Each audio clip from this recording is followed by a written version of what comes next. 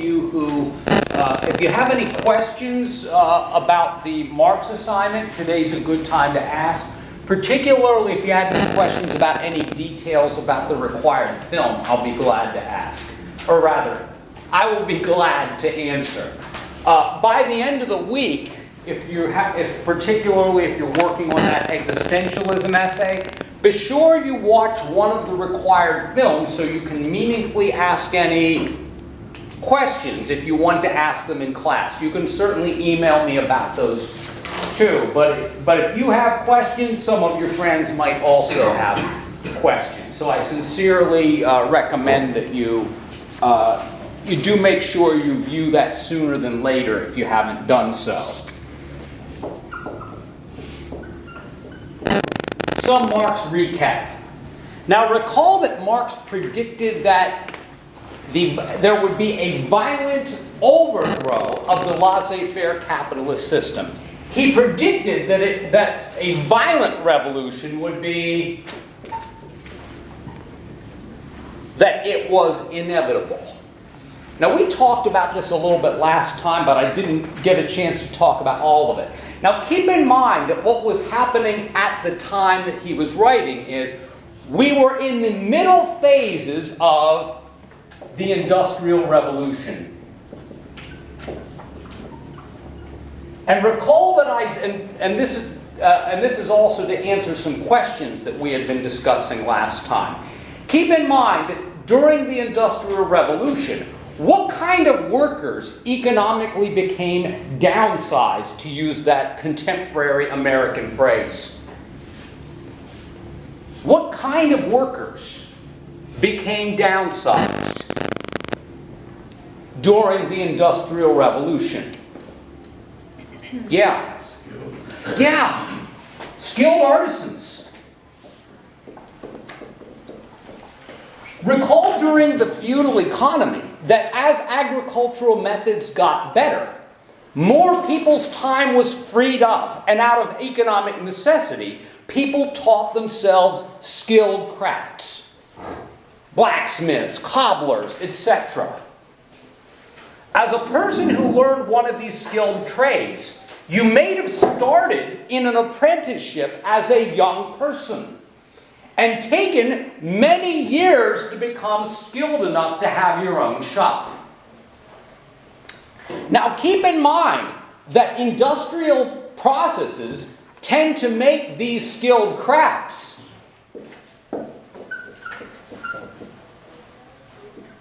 tend to make them obsolete. And if you guys want an awesome literary example, this is not in the book.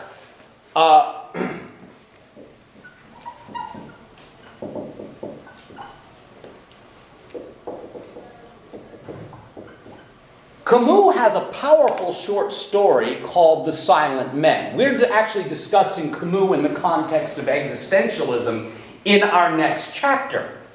However, I wanted to mention one of his short stories. The plot is centered around a cooperage. The plot is centered around a cooperage. What is a cooperage, folks? What do coopers do? They make barrels. Yeah, I didn't get any answers. You know why? There aren't any such things as coopers for the most part, except people doing simulated coopering at the Renaissance Fair and things of that nature. Because the cooperage became obsolete because of what? Steel. Steel kegs made casks more or less obsolete, except for things like craft bourbons and craft wines and things of that nature. Now the thing is, to become a cooper, by the way, the coopers in Camus' story, they spent years of their lives getting very good at their craft. And Camus actually describes the processes of actually making a barrel. You'd have to learn about different kinds of wood, how different kinds of woods bend, how long to keep it in the fire in order to get it bent just right.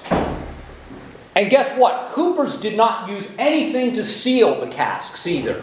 In other words, they were just wood tied around by iron clasps at both sides.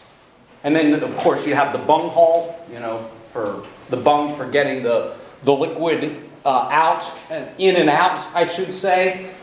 But yeah, the cooperage, you know, this story centers around a nearly obsolete cooperage. And the fact is, the owner of the cooperage, he says, man, I should have been out of business years ago, but I didn't want to put you men out of work. In other words, he was one of Adam Smith's benevolent capitalists, if you will. In other words, he tried as best he could to keep the cooperage running. But at some point, you know, it's just not economically viable anymore. Now, what happens to skilled artisans? They become part of what Karl Marx called a massive industrial army. Now, he uses that kind of language just to suggest that just like an army, they're what?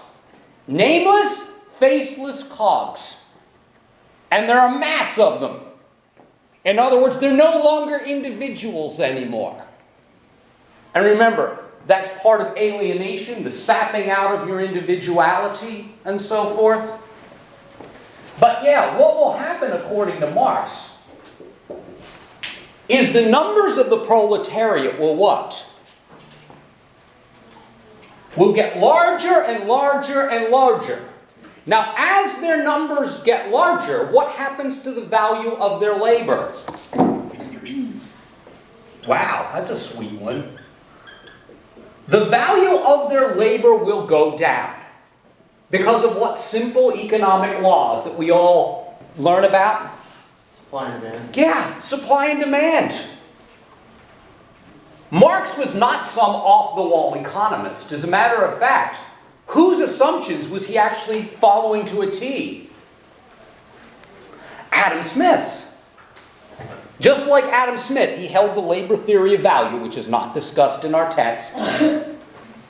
And he also understood the same basic economic laws that Adam Smith was talking about. Except his prognostications were dire, unlike Adam Smith's. Because he understood that the bourgeoisie did not have human hearts, if you will. And this isn't because they were particularly evil people. They were merely trying to what? You've all heard this line. It ain't personal, it's business. It ain't personal, it's business. So even a business person who is not a greedy SOB still economically has to survive and look out for the bottom line.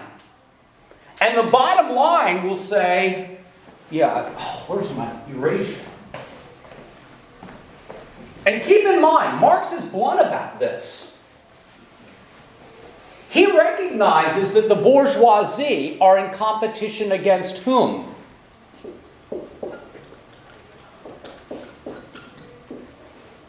They are in competition against one another. Let me give you an example. Suppose I've got a brewery. That sounds like a good business, right? Beer's up right now. Two competing breweries. Now we both want to steal the other guy's market share. Because the aim of any business is a word that starts with M that is not money. You know what word I'm talking about?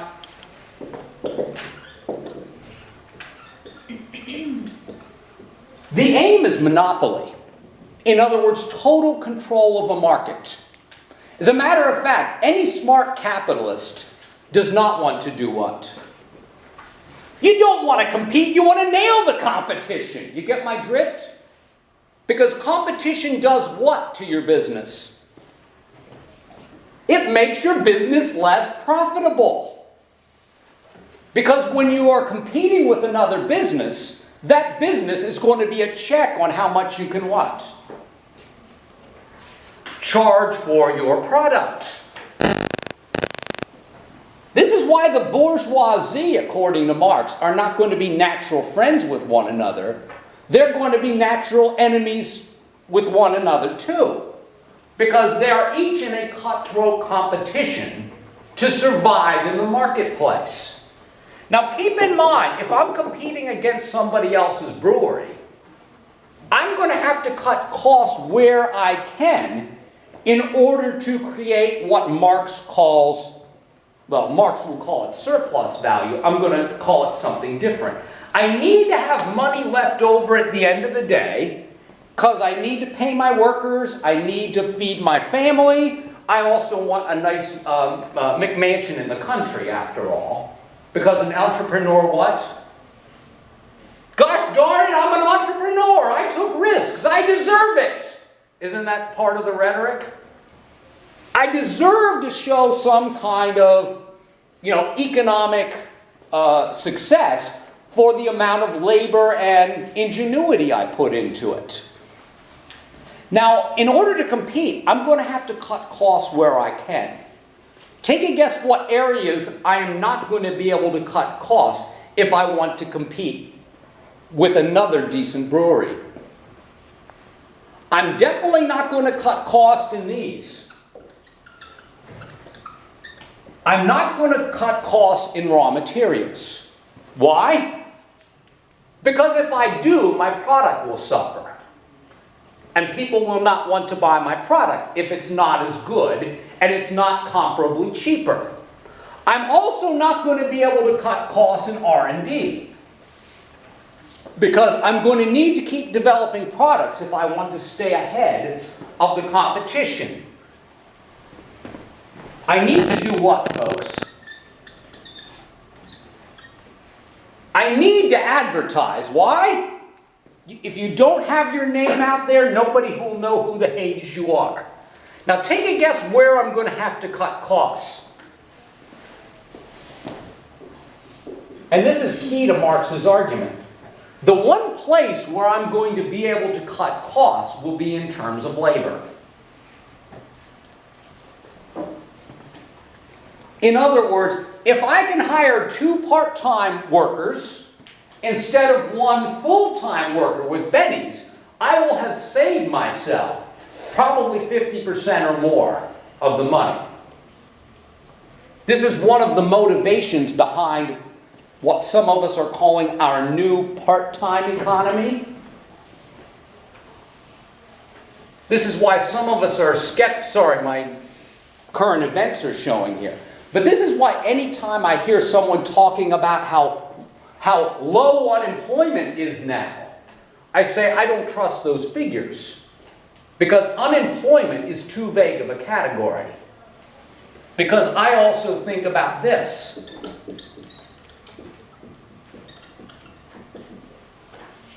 What of this thing that we call underemployment? People with nice degrees where there are no full-time jobs available because workers don't want to pay the big B. What am I talking about? Bennies. Because they don't want to pay bennies.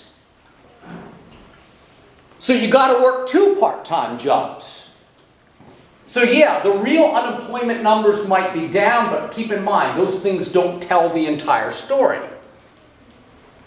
The average American worker is actually working more hours for less buying power than they had about 20 years ago. Are you guys aware of that? This is why things are not fine with the world, according to some of us. Yeah? Yeah, if you work if you work full-time hours, then for something like $9.50 an hour, then yeah, you really feel it, because all this talk about cutting income tax, it doesn't do anything for those of us who work for wages. Like, yeah, cutting income tax is fine if you work a salary job, but if you work for $9.50 an hour and you have $3.50 of that taken away through wage taxes, then you're not really much left. You don't really have much left over. And by the way, some of us, under the new tax plans, our taxes would be going where? Mine would be going up. Meanwhile, my friends making $250,000 a year, taxes will go down. But because I am part of the, I don't believe the term's middle class. I'll talk about why in a minute. But I am what people would call the lower middle class. But I prefer to call it this. I don't call myself middle class. I call myself middle income. Because class is and the text doesn't do a good job of this, I'll admit. Class is not a denotation of money. Class is an issue of power, and I wrote this on some of your homeworks when I gave them back. Class denotes power. This is why to say the middle class, I would say, is actually a misnomer. And our sociologists who don't talk about this distinction are also doing Americans a disservice. I mean, in terms of understanding how institutional power works. I am not middle class. I am middle income. I would call all of what we call the middle class part of the what? Proletariat? Yeah, well, I'll use a less Marxy word for it. Yeah. I would say that I am a member of the working class. I am just better compensated than some other members of the working class. And by the way, this goes for other members of the working class who are better compensated than I am. If things work out for my daughter, in her first full year of employment, she will be making more money than I am making right now, 20 years in this job. I'm hoping that will be the case for her. Now, I think it kind of blows chunks, in a way, because I'm old and decrepit, and I'm the one who's paying a lot of her school. But yeah, if she gets through physical therapy school, like she's planning on, her first year of employment, she's likely to make $75K a year, if she finds the right market. Which to me sounds kind of what? If she's 26 or 27 years old doing that kind of cash, that sounds pretty darn good. But technically, she would still be a member of the working class. Because if you are basically reliant on somebody else to pay your salary, and somebody else is in control of the conditions of your labor,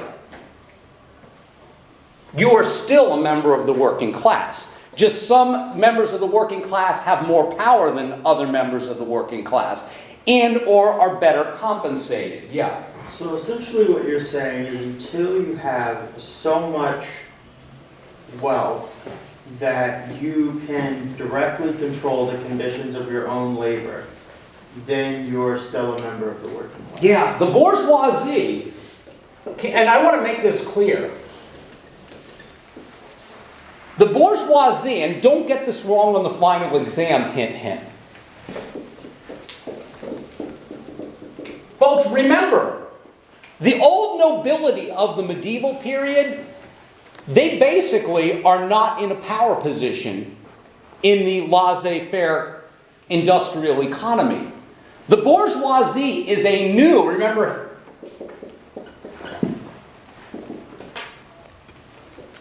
Marx refers to the bourgeoisie as a middle class. And by the way, this confuses students to no end, I've noticed.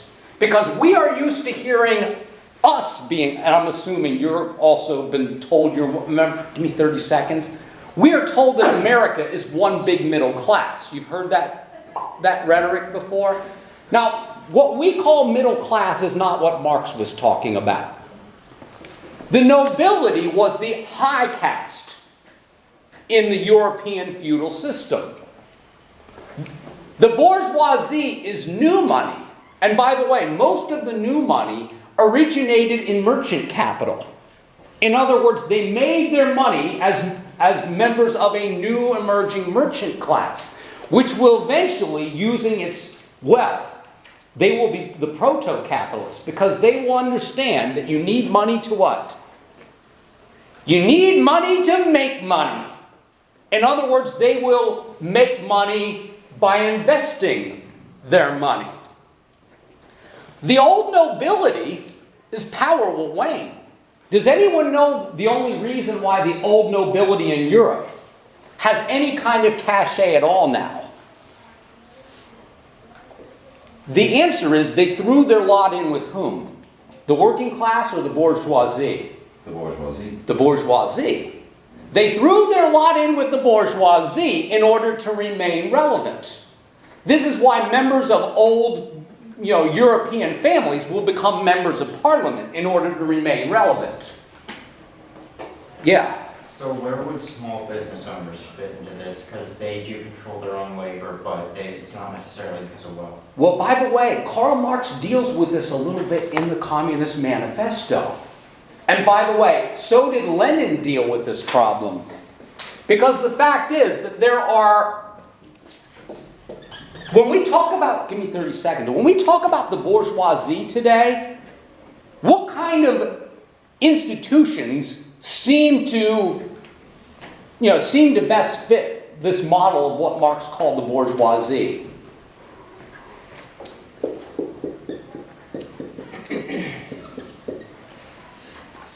Corporations. Those heads of corporations, if you will. So Mr. Marazzo asked the question, where does small business fit in all of this?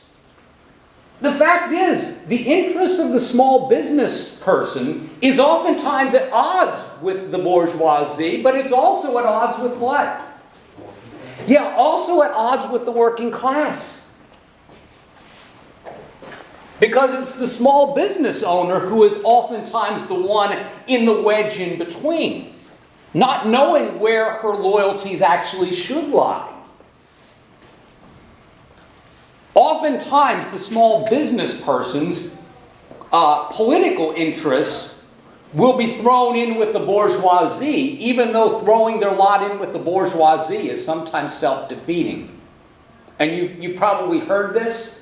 Tax breaks for corporations that oftentimes don't positively affect whom? They often don't positively affect small business. As a matter of fact, they oftentimes affect small business negatively.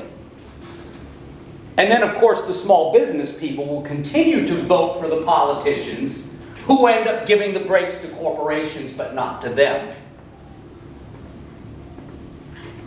And this is part of the problem with our two-party divide. Because the fact is, some of us believe that the two-party system are, what should I say, there are two separate wings of the business party. Neither mainstream political party represents my interests. I will go on record saying that. Neither of the mainstream parties. I've had to vote what I believe to be the evil of two lessers all of my life. Because I do not stand with either political party. Even though a courageous politician occasionally shows up and resonates with me. But he's always what? Shut down. Yeah, he's always shut down. He's not part of the same machine, if you will. Or back in the day, before Ralph Nader got... How many of you know Ralph Nader? Ralph ran as an independent various times. And I will admit, I'm a fan. But of course, a vote for Ralph Nader was a vote for whom? A vote for Nader is a vote for Bush. Was always what the line was. A vote for Nader, I mean, that shows you how far back. I don't mean Bush 2, I mean Bush 1. Yeah, it was a vote for Nader is a vote for Bush. So gosh darn it, I got to vote for this guy from Arkansas. That kind of thing. The philanderer. Yeah. Well, and among other things, I would say also they are the other wing of the business party that goes against working class interests. Because I'll admit, I do identify as a member of the, I think I said this before, I'm a member of the working class. I don't control the conditions of my labor. The only reason why I control my conditions a little more than some members of the working class is because why? Well, because I actually do have put in time. In other words, I actually do have degrees. So I do have slightly better opportunities than people without degrees. I put in 10 years here as a part-timer before I was hired proper. And once you put in your time and you're considered to be decent stuff, even though occasionally people who are not decent stuff get the what? tenure. Yeah, and the same worker protections, you know, that kind of thing. Because after all, in order to protect everyone, unfortunately, you sometimes have to protect whom? You know, a few rotten eggs, to use that cliche. But by the way, I'll just let you know this. There is a myth out there. Tenure cannot protect everyone. If you're a truly rotten egg, it might take a little longer for you to fester, but you eventually will fester out. You know what I'm talking about? At my middle school, there was a teacher who was well known for, he taught us how to brew beer in a health class. I mean, not that there's anything wrong with brewing beer, but I mean, he seldom actually taught the subject. He was also a gym teacher. He liked beating up on kids. I haven't even heard of things like this. Is back in the day when teachers could get away with, you know, paddling and stuff. I mean, I'm not a spring chicken. You could still paddle back in the day. He also, I guess, got mad at somebody who was talking, threw a piece of chalk and hit another kid who had 6 stitches. It was this close from putting out the kid's eye. And it wasn't even the kid who was being insubordinate. Now, it took them years to get this guy out. But eventually what happened? They got him out. Oh, and this is just too much fun, so I don't mind. Yeah, his nickname was PPL. His last name was an L, and PP stood for pocket pull, because he was always, you know. He seemed to be doing untoward things during his classes. Oh, and he also kept certain things in his drawers. They used to be called nudie mags in my generation. Yeah, but it took a while to get this guy out, but eventually what? Yeah, eventually they got rid of him. So it's a myth that people with tenure can't be removed because they what? They obviously can be. It just sometimes takes a little longer.